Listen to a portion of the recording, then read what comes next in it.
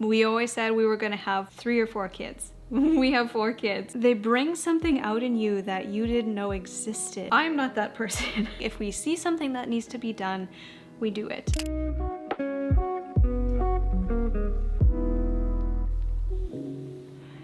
Hello. Welcome to my channel. My name is Delilah if you're new here. I share new videos here every single Wednesday. Videos all about motherhood and homemaking and cleaning and thrifting and food and all that good stuff. This video is a Q&A, a sit down. I haven't done one of these in quite some time, so this is kind of a let's catch up type of video. I went to Instagram, I had you ask me some questions, and so today I'm just going to be answering some of those questions that have been on your minds. There's been a lot of repeat questions. A lot of people are wondering the same kind of thing, and so I'm here to answer your questions today. Normally I have like some laundry or something to do, and normally I've got little kids running around the house, but Zach took them grocery shopping today. Annabeth is having a nap, and my laundry is in the dryer, so I don't have anything to do with my hands, and quite honestly, it feels a little bit strange. So I'm gonna sip my coffee while it's warm, and let's chat. What's been bringing you the most joy lately? Just being home and the little mundane moments. Not anything big or crazy, no big exciting life things, just like the little mundane moments, like watching my kids and hearing them giggle. We put Annabeth in the Jolly Jumper yesterday, and oh my goodness, it's the cutest thing ever. I've been experimenting in the kitchen. We've been doing crafts and baking, and we're getting excited about some home renovations. I've been picking out some paint colors. They're not necessarily big or exciting, but they've been bringing me so much joy. Is there still a bedroom makeover in the pipeline? Yes, I think so.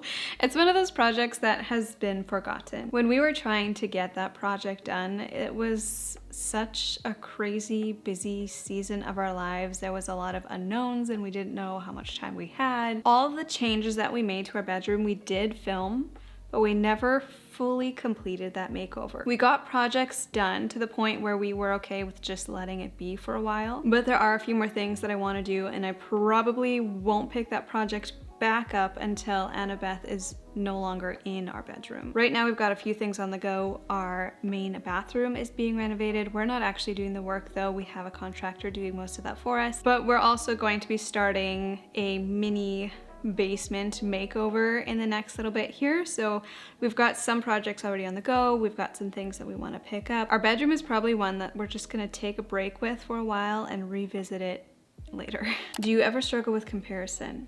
Of course. I mean, who doesn't struggle with that? Especially with social media so in our face all the time. It's really hard not to compare yourself to other people. I find myself especially comparing myself to other moms either in my life or online who just seem to be able to do all the things. They seem to have it all together. And it's funny because I know there's a lot of people out there who think the exact same thing of me. I want to spend more time with my kids doing different things in homeschool. I want to read more. I want to cook more food from scratch. I want to keep my home more tidy. I want to be a little bit more minimal. I want to have my home more decorated. I want to do more home projects. Like, there's so many things that I want to do and I wish I could be, but I'm just not there.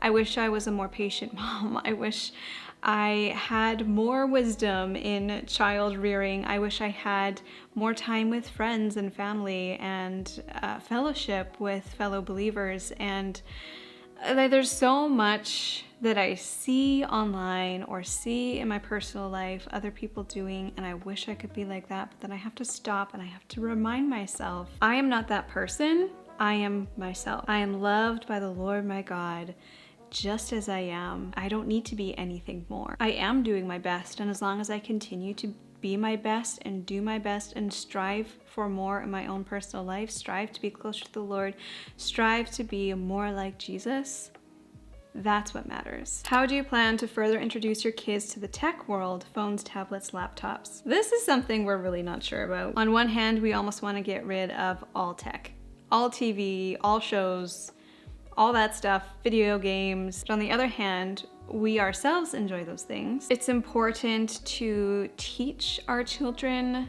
how to appropriately use those things. I don't believe taking it all away is the answer, but I don't believe letting them have free reign is the answer either. I think there's a middle ground where we slowly introduce things when we feel that they are ready and teach them how to use those things appropriately within certain boundaries. We used to be a lot more lenient with like TV and the shows that they watch, but we've really started to scale back on at least the shows that they're watching, even the shows that we're consuming, because we realized they weren't producing fruit and they weren't good for us to watch. They weren't doing us any good. And so we've really scaled back on that. We've scaled back on the time we spend watching TV, but very slowly we are starting to introduce them to things like video games. It's something Zach loves to do.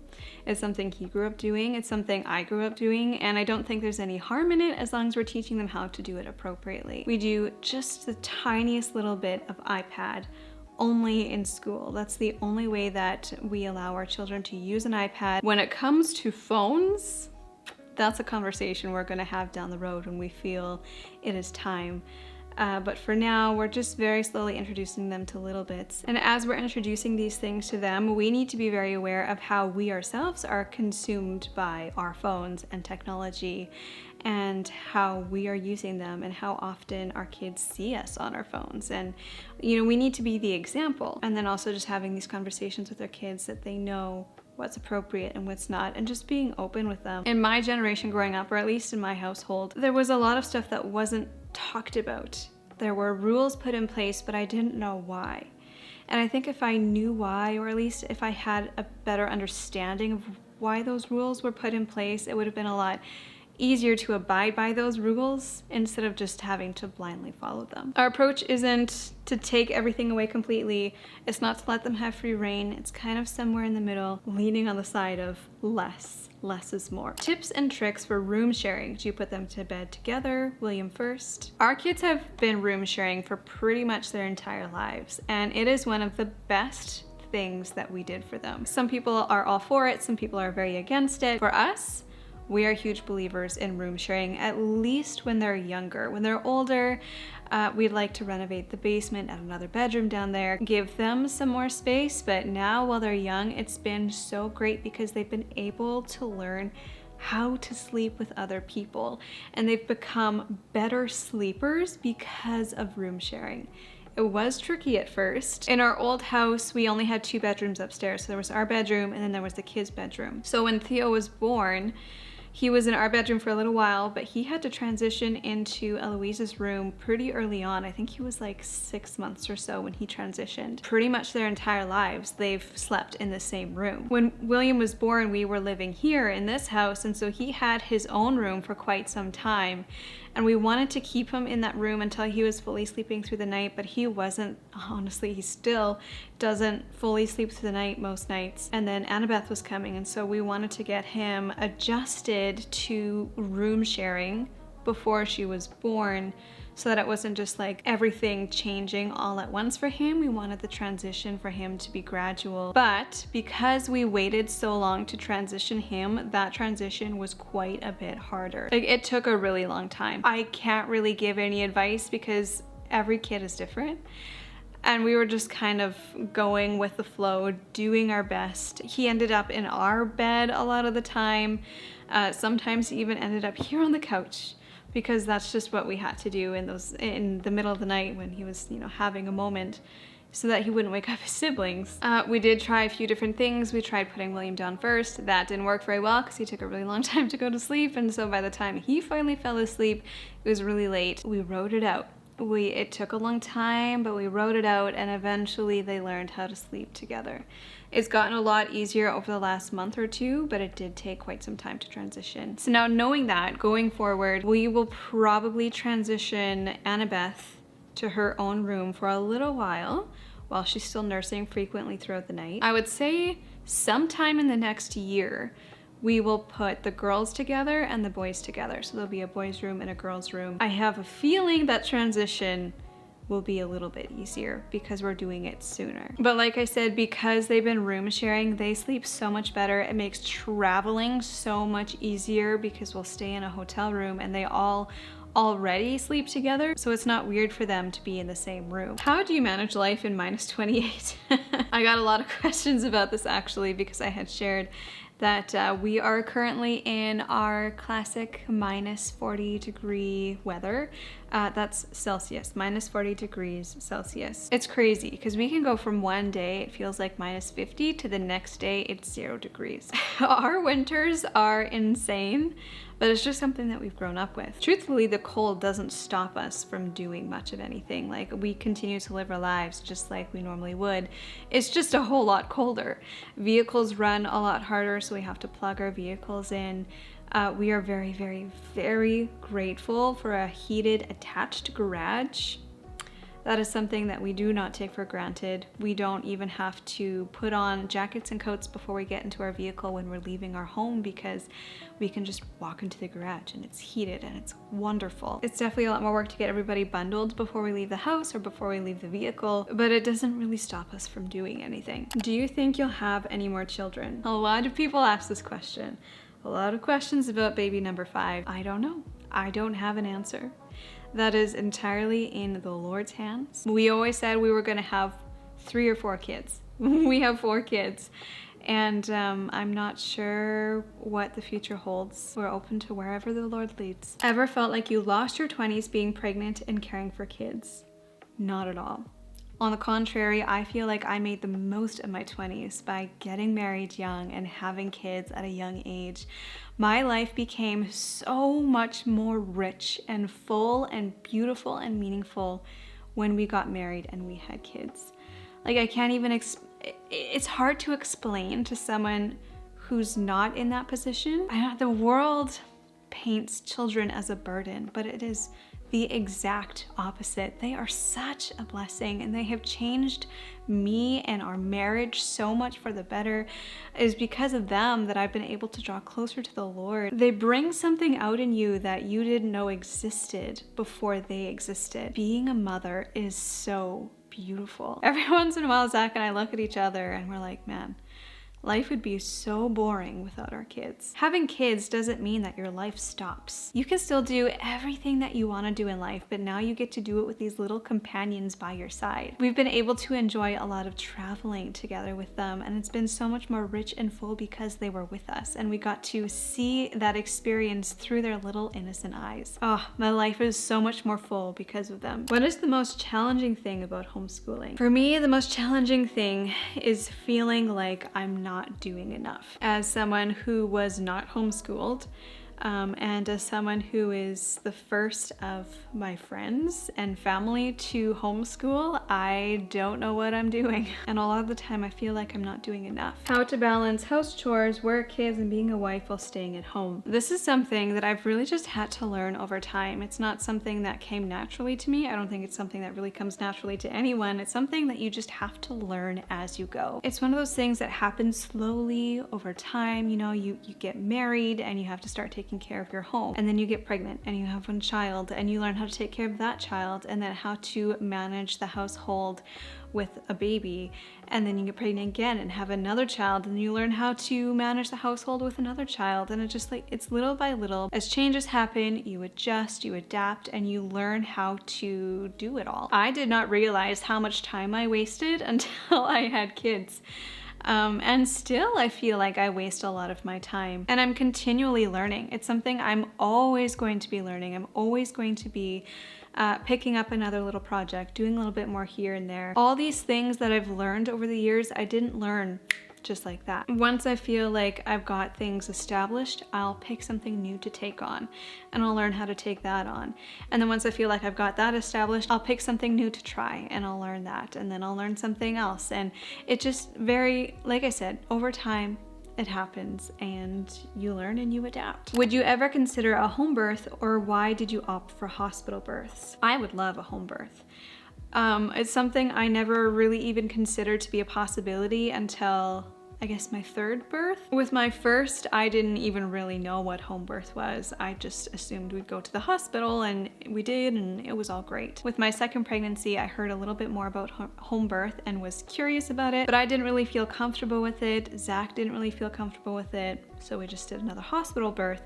With my 3rd, I would have loved to have a home birth, but there were complications within the pregnancy and I ended up having an emergency C-section 1 month early. With my fourth, I actually tried for a home birth, but because of my previous C-section, that was not in my favor and I did not get in with the midwives. Where I live, getting a midwife is very challenging. I ended up having other complications within the pregnancy that would not have allowed me to have a home birth anyway. So again, it was another hospital birth, but it was a vaginal birth this time. I got my VBAC and it was a really beautiful experience. I have had 4 hospital births, all very different, but all in the end, very good experiences. What are some tips for getting family ready and out of the house on time? That really depends on where we're going, when we need to be there, and what we're doing. But I really try to always be 1 step ahead. So for example, I always try and have the diaper bag packed and ready to go. Like when we get home, throw it in the garbage, repack the snacks, repack the diapers, whatever I need to put in there so that it's ready to go for next time. I don't have to pack it before we leave. I can just grab it and go. Because we have a heated garage, we'll often have jackets and boots in the van. So we won't even worry about jacket and boots before we leave the house. We just get them in their car seats, and then when we get to our destination, before we get out of the van, everyone gets jackets and boots on. So jackets and boots are already in the van. The van is usually packed up and ready to go as is. Like we've got our stroller in there, some entertainment, jackets and boots, diaper bag, everything is just ready to go so that when we need to leave the house, we're ready. If we need to be somewhere early in the morning, I try and have breakfast ready ahead of time, or at least a plan for breakfast. Like sometimes we'll grab breakfast when we're out, but usually I try and have something either pre-made or ready to take with us. I actually made a whole video about make ahead breakfast, which I can link down below because I've got tons of good recipes in there of things that I will make ahead of time so that when breakfast time comes, I can do it really fast, super easy, and we can get out the door. Tips for keeping a decently organized, tidy home. This is one of those things I've really had to learn over the years. It's not something that came naturally to me at first, especially after having kids, because I didn't realize how quickly the house gets dirty when you've got multiple kids in the house. I've learned that less is more, especially when it comes to toys, which is a big reason why we do toy rotations. We try and keep our toys very minimal, especially the toys that are in the toy room. That way it doesn't get overwhelming for them, it doesn't get overwhelming for me, and cleanup time is much faster. We get the kids involved, so they do cleanup time every single day. They're responsible for their bedroom, they're responsible for the playroom, and then also sometimes they will clean the basement as well. Zach and I divide and conquer house chores. We don't have a specific job that's just his or just mine. Like if we see something that needs to be done, we do it. That's a beautiful way that we serve one another as well. I am constantly cleaning. Like throughout the day, I will often have 10-minute cleaning intervals where I will just, sometimes I'll even set a timer and I'll just clean for 10 minutes, put things away, vacuum, whatever. And after every single meal, we clean the kitchen completely. The kitchen gets so messy so quickly because I'm cooking 3 meals a day. We do homeschool in the kitchen. Like so much happens in the kitchen. It's very important that it stays clean. So after every single meal, the whole kitchen gets cleaned. I also shared a video quite a while back now. I think it was like a year and a half ago. We started a new cleaning routine where instead of spending 1 entire day cleaning, we cleaned little bits throughout the week. So Mondays were grocery days where we cleaned out the fridge, we got groceries. Tuesday were vacuum days, Wednesdays were mopping days, and so on. After Annabeth was born, we kind of let that slide, and we've been reverting back to Saturday is house cleaning day, which works for us right now, but we would like to get back into the routine of cleaning just a little bit every single day. And then that way we feel like we constantly have a decently tidy home. Are the walls downstairs still red? Let me show you. Let's go downstairs. Still red. And the green room, still green. We actually have plans to paint the basement in the next month or so, and I am so excited to see that red room go. Which was your most impactful birth experience and why? Definitely my last birth experience. Each birth experience was extremely impactful in different ways. In fact, I think I learned the most about leaning on the Lord in all 4 of those experiences, but the last one especially because of the complications that surrounded the birth and the risks that surrounded the birth and just the way that everything went down. Like, it was a very, what's the word? It was a very humbling experience, and the Lord just watched over us and showered us with blessings in that time, and it was beautiful. If you're new here and you're not sure what my 4th birth experience was like, I can leave a video link below that explains everything. It was an incredible experience. Do you work out? And if so, what's your favorite? I do not work out. That is one of those things that I've never felt was really worth my time. Not to say that working out is not worth your time. I give so much credit to the people who do work out, especially the moms who wake up early to work out. Like, kudos to you. That's incredible. I'm not that person. I would 1,000 times over rather spend my time cooking, cleaning, baking, gardening, basically anything other than working out. I hate working out. It's something I've never enjoyed. There was a period in my life when I did do that, but I was not in a healthy state of mind when I was doing that. And so for me to get back into that would be very challenging because I think it would really play with my mind, and I don't think I could handle it. I just try and be healthy, and I'm active. Like, I'm constantly running after my kids. I'm up and down, moving around. In summertime, we go for lots of walks, and I'm always cleaning. And you know, it's not that I'm just a couch potato and I don't do anything. Like, I live a healthy lifestyle and I'm active, but I don't take the time to work out. What fills your cup other than your children? My hobbies. Doing things with my hands, things that I really truly just love doing. Things like baking and cooking. I have picked up embroidery. That's something I've been really enjoying. As a kid, this is something I always loved to do too. I learned how to crochet and cross stitch, and I did a lot of hands-on crafty things. I love spending my downtime just doing something with my hands and being creative and learning a new hobby. Those things just really fill up my cup. How do you reset your brain when you're in a negative headspace? This can be really challenging sometimes. Like, if I get into a nasty headspace, it is very hard for me to get out of it. And then I feel like I'm drowning. I feel like I just need to get through the day, have a good night's rest, and reset in the morning. But at the same time, I can't just allow my negative headspace to seep over into my attitude towards my husband and my children and all of those around me. So I take a minute to stop and pray. I will listen to worship music. I will take a break from whatever I'm doing, just walk away. And this is what I tell my kids too. When I see them get frustrated, when I see them get into that headspace, I tell them to just stop, walk away, pray, spend time with the Lord, be alone, and reset yourself. And then when I feel ready, I will come back and continue tackling what I was trying to tackle. Anyway, that's where I'm going to end today's video. Thank you all so much for watching. Thank you for being here. If you like these kinds of videos, give this one a thumbs up so that I know and I can always film more like this. And if you have any video requests, let me know in the comments below and I will see what I can do about that. I always love hearing from you and hearing what you want to see and what you're curious about. Again, thank you for being here, and I will catch you all in the next one.